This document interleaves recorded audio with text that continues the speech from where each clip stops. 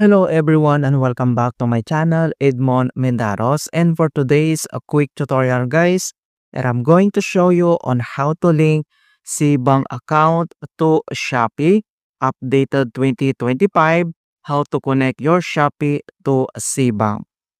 Alright, so stay tuned ka lang para malaman ang buong procedure and start na natin. So ang next step, so dapat ay kailangan nakapag-create ka na ng Cbank account mo bago tayo mag-link dito sa ating Shopee. So since nakapag-create na tayo ng ating Cbank account, and then next step ay open lang natin ang ating Shopee application. So click mo lang yan. And then next step dito lang sa baba ay kailangan mo lang select dito yung ating profile. Ito yung me. So itap mo lang yan. So sa pag-link naman ng Cbank ay may dalawang option dito na pwede natin gawin. So either dito sa ating homepage, profile, makikita mo dito yung Cbank. Or dito sa taas, makikita mo dito yung icon na settings. So itap mo lang yan. And then dito sa ating account settings, and kailangan mo lang i-select dito yung bank accounts / cards. So itap mo lang yan. And then makikita mo kaagad dito yung plus link Cbank account. Okay, so kailangan mo lang i-click yan. And then Cbank and then plus Shopee.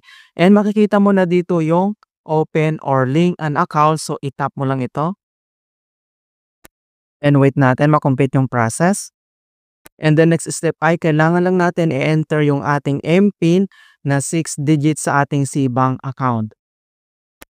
So once na-enter mo na yung 6 digit and kailangan natin i-enter yung 6-digit code or OTP na sinend dito sa ating Cbank account, mobile number na registered. Right, so link with Cbank. So nandito lahat yung complete information details na pwede nating basahin bago tayo mag-link. Okay, and then dito sa baba, itap mo lang dito yung link.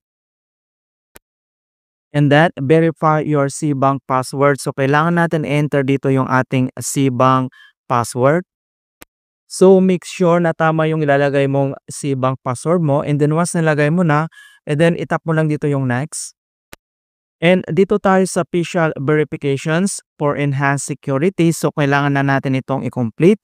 So ito yung dapat nating i-consider: remove mask or any object that blocks your face. Make sure your environment is well lit. So dapat malinaw mga kaibigan. So itap lang natin tong start facial verification.